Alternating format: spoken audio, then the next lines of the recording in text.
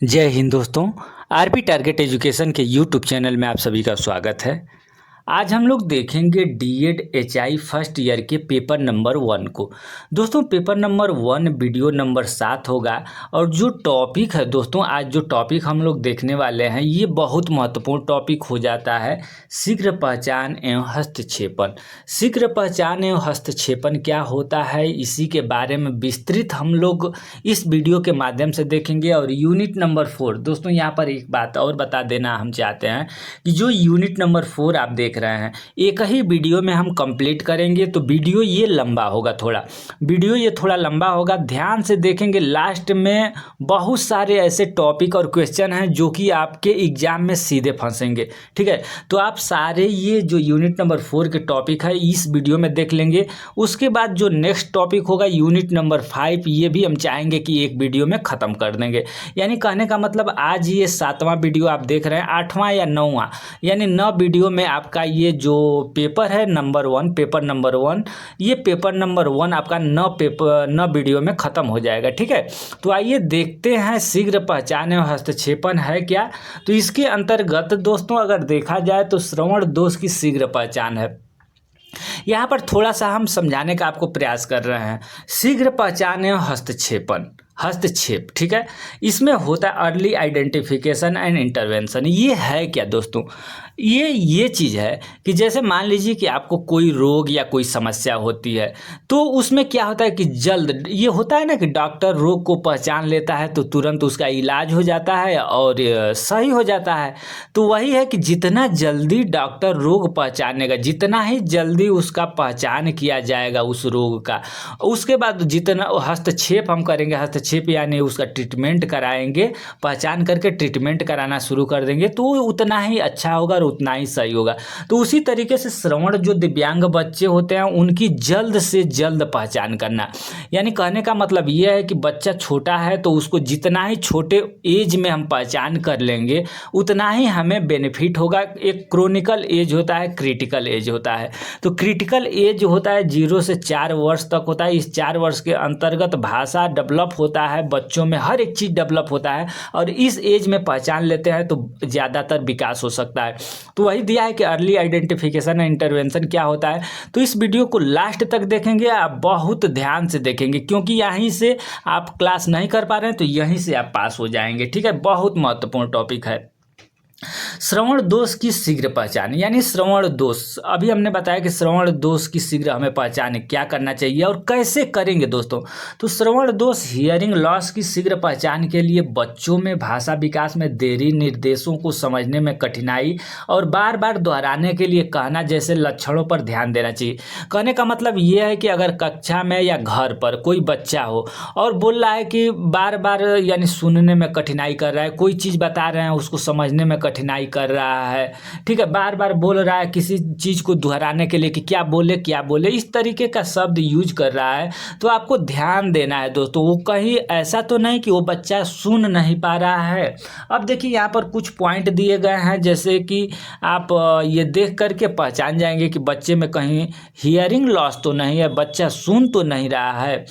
ध्वनियों के प्रति प्रतिक्रिया न देना, जैसे मान लीजिए कि कोई आवाज़ किया गया, बाबू बाबू आप बोल रहे हैं और वो बाबू रिप्लाई नहीं कर रहा, आई ब्लिंक नहीं, आँख झपकाना या कोई भी रिप्लाई नहीं कर रहा है, तो आपको ध्यान देना है वहाँ पर। बातचीत में शामिल होने में कठिनाई, यानी आप कोई बातचीत कर रहे हैं बच्चे से या उसमें वो कठिनाई का सामना करना पड़ रहा है बच्चे को। शोर को सहन न कर पाना, दोस्तों ये भी देखा जाता है कि शोर को सहन न कर पाना। आप कहेंगे कि जब सुन नहीं रहा तो ये कैसे हो जाएगा कि शोर को सहन न कर पाना। बच्चा तेज आवाज़ को सहन नहीं कर पाता है या शोर के प्रति संवेदनशील होता है, तो वहाँ भी हमें थोड़ा सा सतर्कता बरतनी है। फ़ोन पर बात करने में कठिनाई करता है, यानी फ़ोन पर बात नहीं कर पाता है, आवाज़ नहीं सुन रहा है तो दिक्कत होगी। कान में दर्द या शोर की शिकायत करता है। इन सारे कठिनाइयाँ होने पर आपको तुरंत क्या करना है कि डॉक्टर के पास ले जाना है और अपने बच्चे के सुनने की जो क्षमता है वो जांच करवानी है। कान में पानी या मैल का जमा होना, अचानक सुनने की क्षमता में कमी का होना, अगर ये सारे के लक्षण दिखाई दे रहे हैं, सारे लक्षण, तो आपको तुरंत डॉक्टर के पास ले जाना है बच्चे को और उपचार करा देना है। उपचार क्यों कराना है तो अभी हमने बताया कि जितना जल्द हम पहचान करेंगे उसका क्या महत्व होगा, वही पॉइंट यहाँ पर देख लीजिए। शीघ्र पहचान के महत्व, यानी जितना जल्द हम पहचानेंगे उतना ही ज़्यादा बच्चे में विकास होगा। प्रारंभिक पहचान से बच्चे के विकास में भाषा और संज्ञान में आगे की विकलांगता को रोका जा सकता है।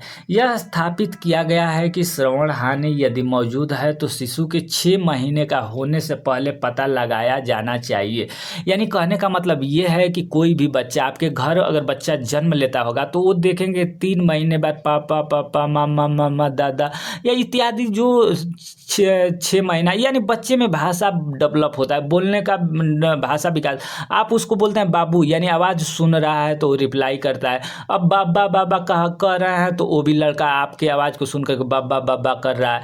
तो ये मौजूद, अगर जितना ही बचपन में हम उसके श्रवण क्षमता का पता लगा लेंगे उतना ही जल्दी उसको, अगर मान लीजिए कि दिक्कत है, बच्चा सुन नहीं पा रहा है, तो उसको हम क्या करेंगे, कान की मशीन लगा देंगे। कान की मशीन लगा करके उसको जो क्रिटिकल पीरियड है यानी बचपन वाला समय है जहाँ बच्चे भाषा सीखते हैं, बोलना सीखते हैं, वो बच्चे में ज़्यादा लेट नहीं होगा। अगर सोचिए, आप खुद सोचिए कि कोई बच्चा 3 साल बाद उसके कान में आवाज़ जा रहा है पापा दादा नाना, और जो बचपन वाला ये 6 महीना में बबलाना, बाबा बाबा दादा दादा करना, 1 साल में फर्स्ट वर्ड बोल देना इत्यादि, ये शब्द नहीं वो कर पाया है, 3 साल बाद उसको आवाज़ सिखाते हैं, तो उसमें भाषा विकास और वाणी विकास दोनों लेट हो जाएगा। तो यही है कि जल्द हमें पहचान करके और उसको शीघ्र अपना ये करना चाहिए, मशीन लगा करके उसको उच्चारण कराना चाहिए या स्पीच थेरेपी कराना चाहिए। अब देखिए शीघ्र पहचान के महत्व क्या क्या है।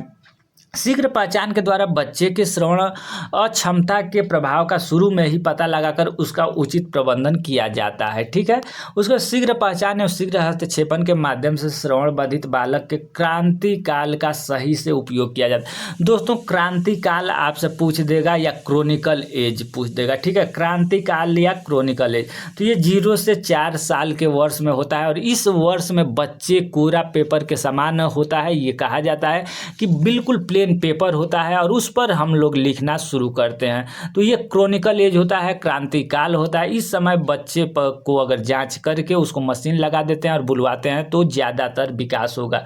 तो वही है यहाँ पर तीसरा जो है, शीघ्र पहचान के द्वारा बच्चों में सामाजिक, संवेगात्मक, शैक्षणिक और व्यक्तिगत विकास को अच्छा किया जा सकता है, जो शीघ्र संप्रेषण विकास में सहायता से संभव है। ठीक है, नेक्स्ट पॉइंट है, शीघ्र पहचान एवं शीघ्र हस्तक्षेपन के द्वारा श्रवण बाधिता के कारण अन्य क्षेत्रों में पड़ने वाले प्रभावों को कम किया जा सकता है। इस प्रकार शीघ्र पहचान एवं शीघ्र हस्तक्षेपन द्वितीयक बचाव होने की एक सर्वश्रेष्ठ सेवा है।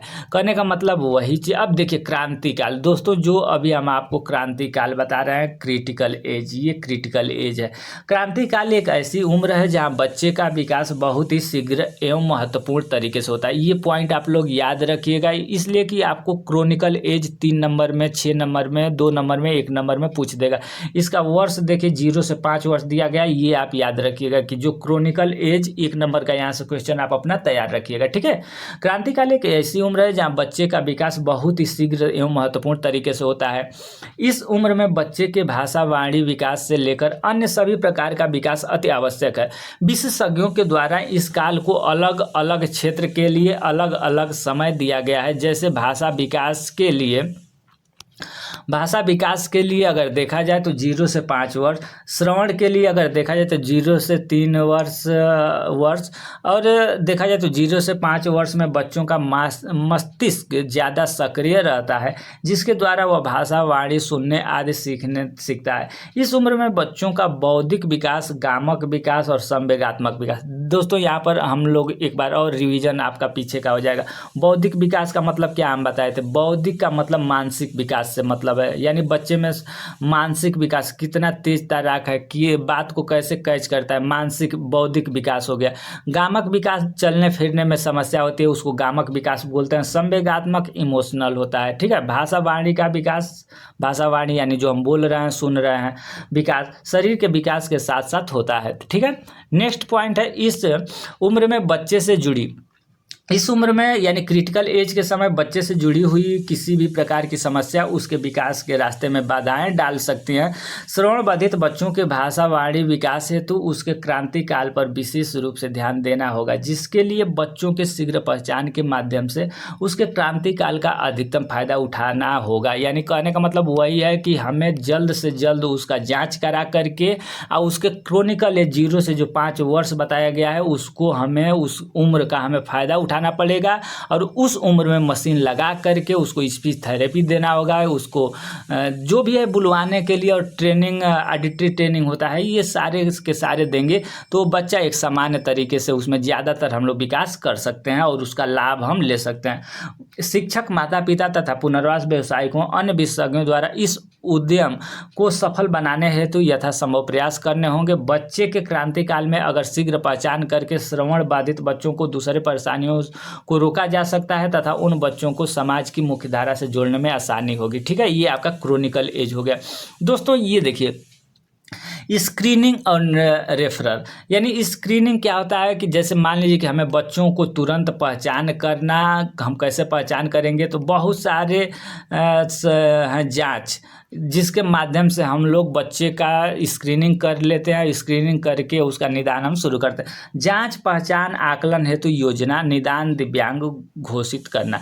देखिए इसमें क्या है, स्क्रीनिंग करता क्या है, स्क्रीनिंग करता का मतलब क्या है, कौन उसको जांच करता है, तो यानी डॉक्टर हो सकता है, एक साइकोलॉजिस्ट हो सकता है। यानी स्क्रीनिंग कौन कौन कर सकता है यहाँ पर देख सकते हैं, ये दिया गया है डॉक्टर, नर्सिंग स्टाफ, बाल रोग विशेषज्ञ, मनोवैज्ञानिक, विशेष शिक्षा विशेषज्ञ और आर्डियोलॉजिस्ट, ये श्रवण क्षमता का जांच कर। और कहाँ किया जा सकता है तो स्क्रीनिंग का स्थान दिया है कि यानी अगर कोई बच्चा है तो उसको हमें जांच कराना है, तो जांच कौन कौन कर सकता है आप लोगों ने ऊपर देखा। कहाँ कहाँ किया जा सकता है तो अस्पताल में, कैंप, क्लिनिक, विद्यालय, चिकित्सालय इत्यादि जगह पर जांच किया है। स्क्रीनिंग की विधियाँ कौन कौन सी हो सकती हैं दोस्तों, तो ये औपचारिक या प्राकृतिक विधि, प्रश्नावली जांच विधि और सामूहिक जांच विधि।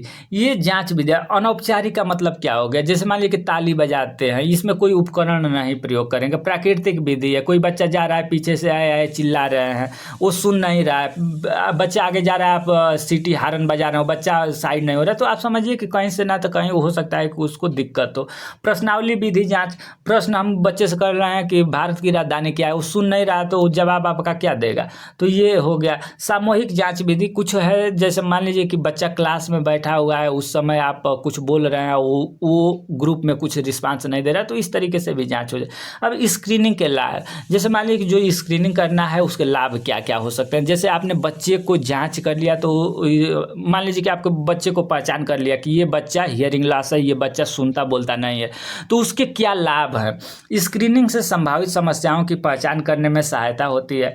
यह घर घर जाकर सर्वेक्षण का सरलीकरण है, यह जल्दी एवं कम लागत पर होने वाली प्रक्रिया है।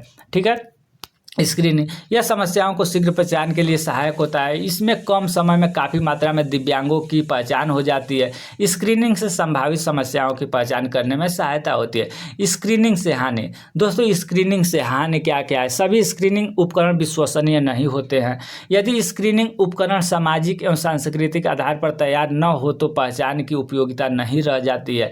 इसका प्रयोग विशाल समुदाय में करने पर कभी कभी उद्देश्य सहित व्यक्ति की पहचान नहीं हो पाती है।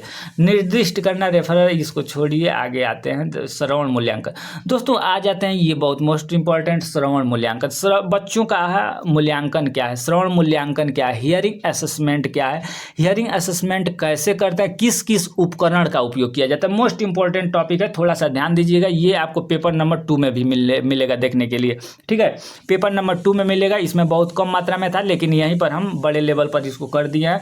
कौन कौन से उपकरण से जाँच होता है, हियरिंग असेसमेंट किया जाता है। एक ऐसी प्रक्रिया है जिसका उपयोग आपकी सुनने की क्षमता का आकलन करने के लिए किया जाता है, यह जानने के लिए कि क्या आपको सुनने में कोई कमी है, इसकी गंभीरता क्या है और संभावित कारण क्या है। यानी क्या कारण है कि आप सुन नहीं रहे हैं, ये आपका श्रवण मूल्यांकन है। श्रवण मूल्यांकन का उद्देश्य क्या है दोस्तों? हमें श्रवण मूल्यांकन क्यों करना चाहिए? हम श्रवण परीक्षण क्यों करें? हमारा उद्देश्य क्या है? तो हमारा उद्देश्य है कि श्रवण दोष जो कोई अगर बच्चा है तो उसकी जल्द से जल्द पहचान करना, उसको चिकित्सीय निदान देना और पुनर्वास कार्यक्रम की योजना बनाना, ताकि वो भी समाज की मुख्य धारा से जुड़ सके और अपने परिवार और समाज पर बोझ न बने। यही श्रवण प्रशिक्षण का हमारा मेन उद्देश्य होगा। अब देखिए दोस्तों, श्रवण प्रशिक्षण के प्रकार दिया है कि कौन कौन से ऐसे प्रकार होते हैं जो श्रवण प्रशिक्षण किया जा सकता है। दोस्तों यहाँ पर 2 प्रकार दिया गया, औपचारिक श्रवण प्रशिक्षण और अनौपचारिक श्रवण प्रशिक्षण। अनौपचारिक श्रवण प्रशिक्षण यानी छटनिंग उद्देश्य के लिए केवल हमें अनौपचारिक का मतलब ये होता है ना कि औपचारिकता पूरा करना, अनौपचारिकता पूरा करना। अनौपचारिक में कोई विशेष तरीके का उपकरण उपयोग नहीं किया जा सकता और इस पर पूर्ण रूपेण उस तरीके से जो हमें लेवल हुआ है वो लेवल नहीं पता चलता है कि किस लेवल तक इसमें श्रवण, लेकिन हाँ हमें पता चल जाता है कि हाँ इस बच्चे में, जैसे हम ताली बजा करके, ठीक है, हम ताली या थाली बजा करके बच्चे, जैसे छोटा बच्चा होता है, मान लीजिए कि आप 6 महीने का बच्चा है, इसको कैसे जानेंगे कि ये बच्चा सुन रहा है कि नहीं सुन रहा है? 2 महीने का बच्चा है, 1 महीने का बच्चा है, आप कैसे पहचान करेंगे कि ये बच्चा सुन रहा है कि नहीं सुन रहा है? यहाँ पर हम अनौपचारिक विधि और अनौपचारिक विधि दोनों बता रहे हैं, ठीक है।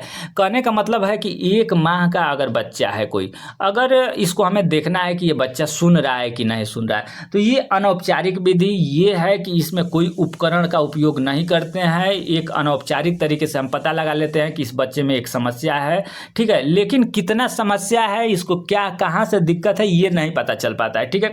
लेकिन औपचारिक विधि होती है श्रवण प्रशिक्षण, इसमें मशीन लगाए जाते हैं, इससे हमें डीबी पता चल जाता है, कितना डीबी इसका लॉस है, ठीक है, कितना डीबी लॉस है, कहाँ पर कान के किस भाग में दिक्कत है, ये अनौपचारिक श्रवण प्रशिक्षण से हमें पता चल जाता है। तो आइए देखिए, ये 1 माह का बच्चा है आपके पास, आपके ही घर मान लीजिए कोई बच्चा जन्म लेता है, तो आप कैसे पता करेंगे? वो जैसे अर्ध निद्रा में सोता है, जैसे ही बच्चा अर्ध निद्रा में सोता है, आप उसके पास थाली बजाइए। अगर चिहुक जाता है, जैसे होता है ना कि अचानक हम लोग चिहुकते हैं, तो अगर वो आई ब्लिंक करता है, अपने हाथ को थोड़ा सा अपना हिलाता है, आँख को वो अपना जैसे आवाज़ देते हैं आँख हिलाता है, या तो बच्चा जगा है, उसके पीछे आप थाली का आवाज़ बताइए, वो आई ब्लिंक करेगा, यानी अपने जो आँख को है, जब आप थाली बजाएंगे उस समय अपने आँख को बंद करेगा। तो समझिए कि आपका बच्चा सुन रहा है, कोई समस्या नहीं है, और सुन रहा है तो 100% बोलेगा, इसमें कोई दिक्कतें नहीं है, ठीक है। तो ये हो गया। अब आइए कुछ औपचारिक अनौपचारिक जो प्रशिक्षण होते हैं उसको हम लोग देख लें कि क्या कहलाता है।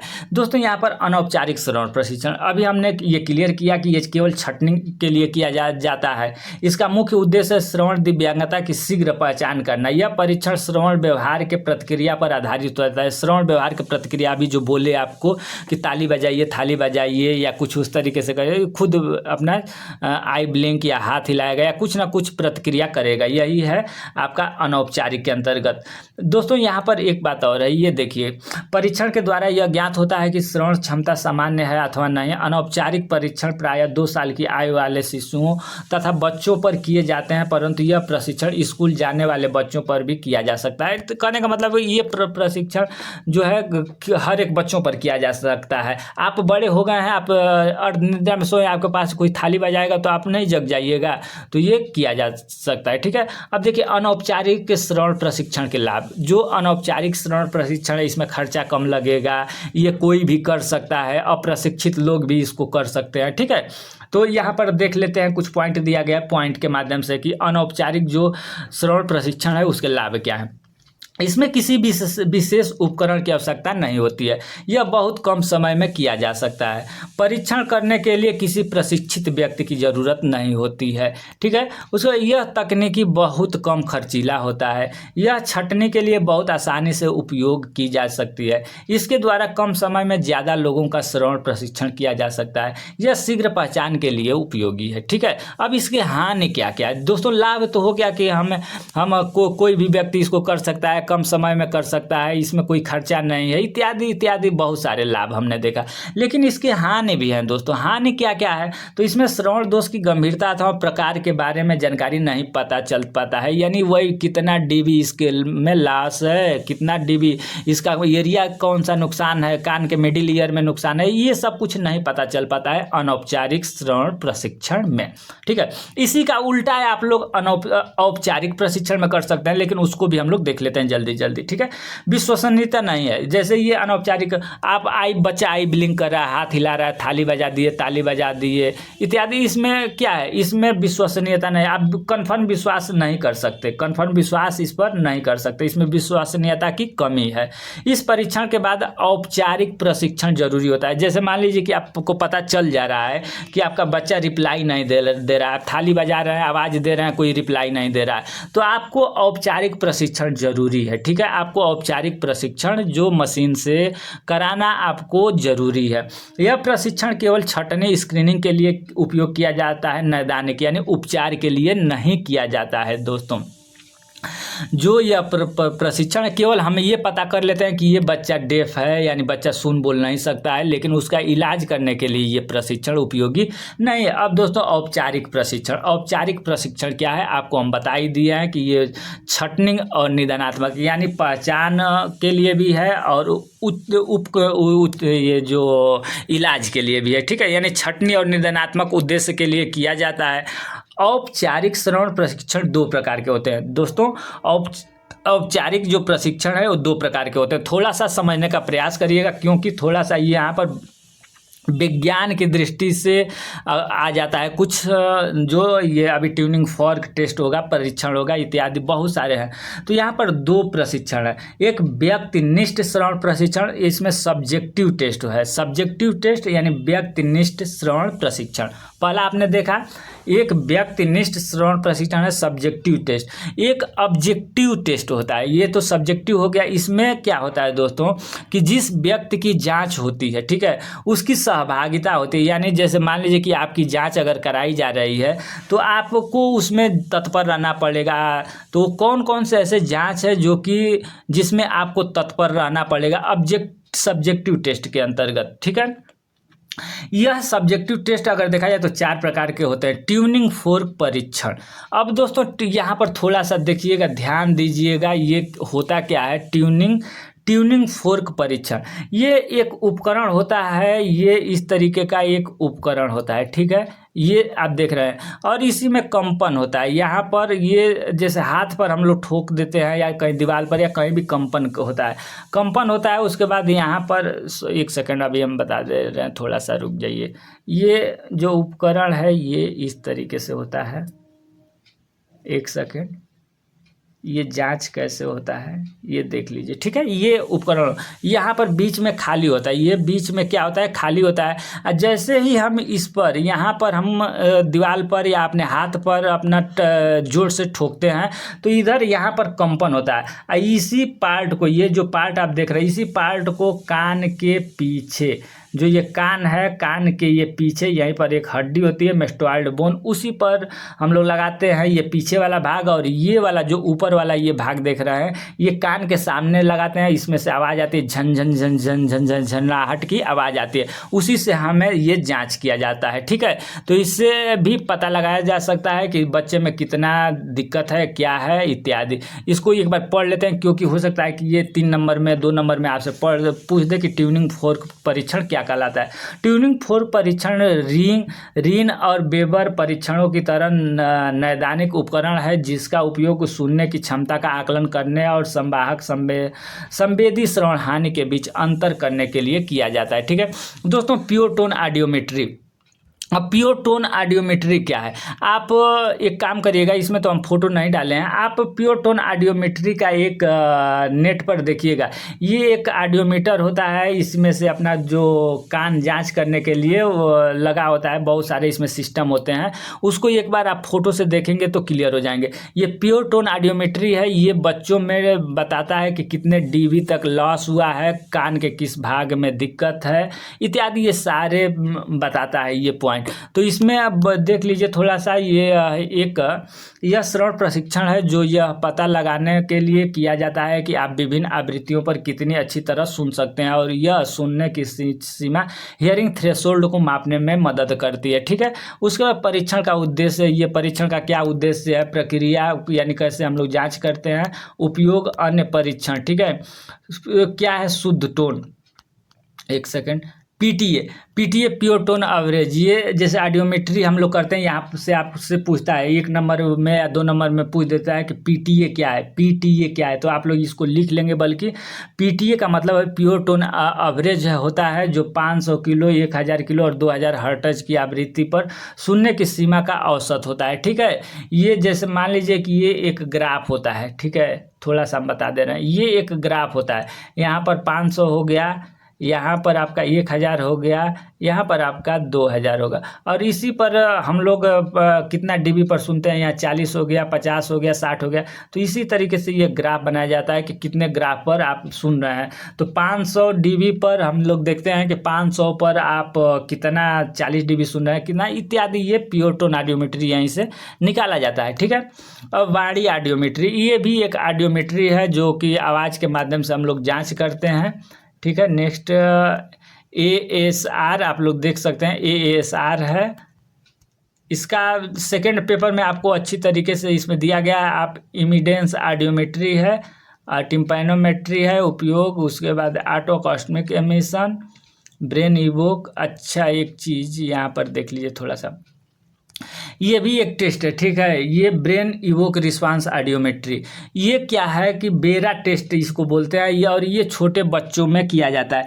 ये बेरा जो है, आप लोग ये ध्यान दीजिएगा, बेरा का फुल फॉर्म है ब्रेन इवोक रिस्पांस ऑडियोमेट्री, और ये छोटे बच्चों में किया जाता है, और बच्चे ये अर्ध निद्रा में सोए रहते हैं, और इसमें बच्चे का कोई सहयोग नहीं लिया जाता है, बच्चा अर्ध निद्रा में सोया रहता है। उसमें मस्तिष्क, जैसे ECG आप देखे होंगे, ECG कराते हैं ना, तो ECG तरीके से इसके ब्रेन में अपना सब सिस्टम लगा दिया जाता है, और वो अपना इस तरीके से करके बता देता है। ठीक है, पिक्स के अनुसार बता देता है कि हाँ बच्चे में क्या क्या समस्या है। ये बेरा हो गया। ठीक है, उसके बाद से बेरा टेस्ट के लाभ, हानि इत्यादि है सटीक। हाँ, अब आइए यहाँ से प्रश्न आपको देखने के लिए मिलेगा। शीघ्र पहचान और हस्तक्षेपण में समुदाय व अभिभावक की सहभागिता, थोड़ा जल्दी हम लोग देख लेते हैं, इसमें कोई विशेष ये नहीं है, केवल आप लोग एक बार जल्दी देख लेंगे तो क्लियर हो जाएगा।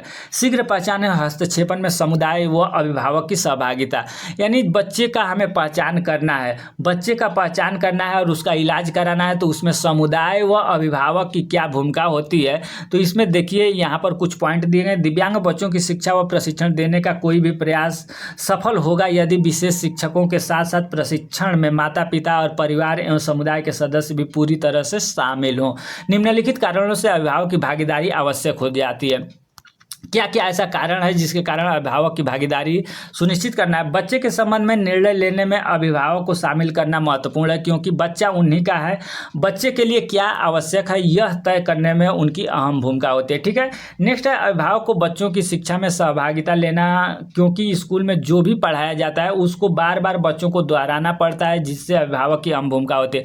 कहने का मतलब कि जो भी स्कूल में पढ़ाया जा रहा है आकर के पेरेंट्स उसको दोहराएंगे नहीं, जब उसको समझेंगे नहीं तो फिर बच्चे में जो पिछड़ेपन आ जाएगा। बच्चे को शिक्षा संबंधी योजना बनाने में अभिभावक और व्यवसाय के बीच तालमेल होना चाहिए। जैसे जो विशेष शिक्षक पढ़ाते हैं बच्चे को, उनसे और अभिभावक के बीच में तालमेल का होना बहुत ज़रूरी है। चौथा देखेंगे कि चौथा विशेष शिक्षक को भी यह पता होना चाहिए कि घर पर यानी उनका बच्चा, जैसे मान लीजिए कि विशेष शिक्षक जो उस बच्चे को पढ़ाते हैं उनको भी ये पता होना चाहिए कि बच्चे को घर पर क्या क्या समस्या होती है, इस बच्चे के बारे में पूर्ण रूपेण उसको जानकारी होना चाहिए। शीघ्र हस्तक्षेपण में सेवादाता, माता पिता या अभिभावक, माता पिता को देखना चाहिए, विशेष शिक्षक, मनोवैज्ञानिक, बाल रोग विशेषज्ञ, सामाजिक कार्यकर्ता, आइडियोलॉजिस्ट, स्पीच थेरेपी। शीघ्र हस्तक्षेपण के उद्देश्य, दोस्तों शीघ्र हस्तक्षेपण का उद्देश्य क्या है? श्रवण दिव्यांगता वह स्थिति है जिसे ठीक किया जा सकता है और बच्चे के भाषा और वाणी के विकास किया जा सकता है। अगर बच्चे के हियरिंग दोष का सही समय पर पहचान कर लिया जाए तो हस्तक्षेप द्वारा कई प्रकार के कौशल सिखाए जा सकते हैं। यानी बच्चे का जितना जल्द हम पहचान कर लेंगे उतना जल्द उस बच्चे में कुछ ना कुछ हम सिखा सकते हैं। अब दोस्तों, शीघ्र हस्तक्षेपन का निम्नलिखित उद्देश्य क्या है? हम शीघ्र हस्तक्षेपन यानी जल्दी पहचान क्यों करें?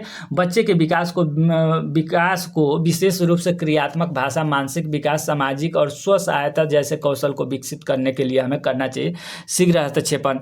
इसके बाद दोस्तों, अक्षमताओं की रोकथाम तथा उसका जल्द पता लगाना, इस संबंध में उचित कार्यवाही प्रारंभ करना। माता पिता और परिवार के सदस्यों को बच्चों के प्रथम और सर्वोत्तम अध्यापक बनने में मदद करना, जिससे कि वे शीघ्र हस्तक्षेपन सेवा में बेहतर योगदान दे सके।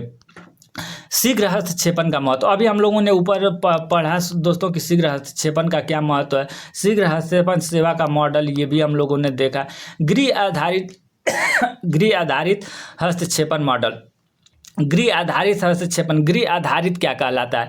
गृह आधारित का मतलब कि दिव्यांग बच्चे जो भी हैं उनको घर पर जो मान लीजिए कि हो सकता है कि कोचिंग के लिए हम जो शिक्षक लगाते हैं तो उसको भी इन बच्चों की जानकारी होनी चाहिए और जितना जल्द से जल्द पहचान हो सके उतना जल्द हमें पहचान करना चाहिए। देखिए, गृह आधारित हस्तक्षेपन के लाभ, यानी गृह आधारित जो हस्तक्षेपन है इसमें माता पिता के दिनचर्या पर कम से कम प्रभाव पड़ता है। यानी गृह आधारित हस्तक्षेपन का मतलब है कि इसमें माता पिता का जो दिनचर्या है, कोई ड्यूटी कर रहा है, कोई काम कर रहा है, तो वहाँ भी इसका कम हस्तक्षेप पड़ता है इत्यादि। रुके, गृह आधारित हस्तक्षेप की कमियां हैं, उसके बाद से एक सेकेंड, मोस्ट कुछ यहाँ पर नेक्स्ट नहीं है। अब दोस्तों इसके बाद देखेंगे नेक्स्ट जो टॉपिक है। कहने का मतलब ये है शीघ्र हस्तक्षेपन और ये जो चल रहा है शीघ्र हस्तक्षेपन और अर्ली आइडेंटिफिकेशन एंड इंटरवेंशन का मतलब यही है निष्कर्ष कि आप जितना जल्द बच्चे का पहचान करेंगे उतना जल्द उसको इलाज करेंगे और उसमें जो 0 से 5 वर्ष की क्रिटिकल उम्र होती है उसका उपयोग करके बच्चों में ज़्यादा से ज़्यादा हम विकास कर सकते हैं। दोस्तों नेक्स्ट जो टॉपिक होगा आपका दिव्यांगता के क्षेत्र में मानव संसाधन, यानी इसमें ये भी बहुत महत्वपूर्ण टॉपिक हो जाता है। इसके क्षेत्र में जितने भी मानव संसाधन जो भी काम कर रहा है, WHO है, PWD एक्ट है, RCI है, AYJN Ali Yavar Jung national institute for hearing handicapped है, हाथ फिजिकल हैंडीकैप के लिए कौन संस्था काम कर रही है, आँख से जो दिव्यांग बच्चे हैं उनके लिए कौन सी संस्था काम कर रही है, मानसिक मंद बच्चों के लिए कौन सी संस्था या क्या काम कर रहा है इत्यादि। ये लास्ट टॉपिक होगा, ये पेपर नंबर 1 का ये यूनिट नंबर 5 लास्ट टॉपिक होगा। तो ये वीडियो आपको कैसी लगी? जब वीडियो अच्छी लगी हो या और जानकारी अच्छी लग रही हो तो प्लीज़ चैनल को कमेंट करेंगे और वीडियो को एक बार लाइक ज़रूर करेंगे और चैनल पर नए हैं तो सब्सक्राइब कर लेंगे। धन्यवाद।